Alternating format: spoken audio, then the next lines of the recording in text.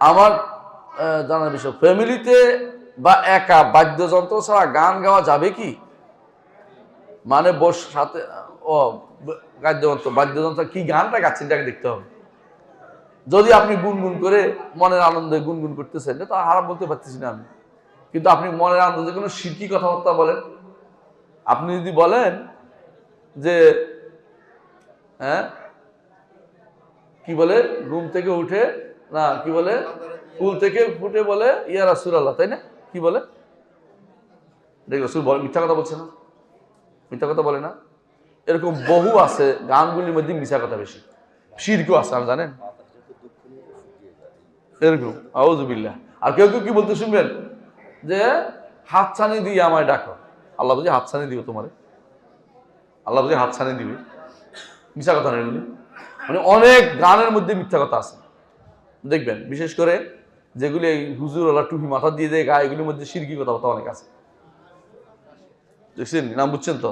কারা টুপি মাথা দিয়ে গান গায় না, এগুলি অপকর্মের সেরা, এগুলির মধ্যে উল্টাপাল্টা গান গায়, দেখুন উল্টার মধ্যে শিরকি কথাবার্তা আছে। রসুলের কাছে কেউ যদি মন খুলে দেওয়ার কথা বলে, শিরকি কথাবার্তা বলছে। কার কাছে মন খুলে দেয়া যায়? রসুলের কাছে মন খুলে দেওয়া যায়? কার নাম আহমদ বড় বিশ্বস্ত, রসুলের কাছে মন খুলে দেওয়া যায়? সুবহানাল্লাহ। মন কেমনে খুলবেন? আপনি জানতে হবে যে কি বলতেছেন।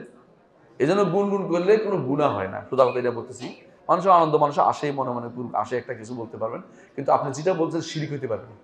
কেউ যদি বলে মুর্শিদ আমার রোজারিশা, এটা শুধু যাই দিব যাই হারাম কথা প্রচার করতেছে, এটা বলা যাবে না। এটা প্রচার করতে হবে, তাকে বলতে হবে নিষেধ করার জন্য, যেগুলো হাসি তামাশার জন্য, এগুলো বলা যাবে না, এরা জাহেল সবগুলো। সুতরাং আপনাকে বলতে হবে কোন জিনিস গাচ্ছেন এটার উপর নির্ভর করবে নিজে নিজে গাইলে। তবে গানের ভিতরে ইসলামের কোনো কিছু নাই, মনে রাখবেন। গান দিয়ে ইসলামকে প্রমোট করবেন না। ইসলামী গান বলতে কোনো কিছু নেই, ইসলামে গান বলতে কোনো কিছু নেই, কথা বুঝছেন? রসুলের যুগে কেউ ইসলামী গান গাইতো না, প্রমাণ নেই। কবিতা গাইতো, কবিতার গানের মধ্যে একটা পার্থক্য আছে। গানের স্বরলিপি আছে, এই স্বরলিপিগুলি এই শয়তানরা বসে বসে বানাইছে। কেমনে টানতে হবে কদ্দুর, পা ধরে দিয়ে টান, বুঝেন না?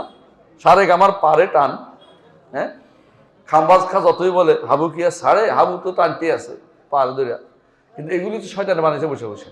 এই জন্য গানের কোনো সিস্টেম রসুলের যুগে ছিল না, এটা বাদ দেন। যদি ভালো কোনো কবিতা থাকে সেটা বলবেন, তাও শিরিক যেন না থাকে খেয়াল রাখবেন। গান দিয়ে ইসলামের উপকার হয় না, গান দিয়ে সন্তানদের তৈরি করবেন না।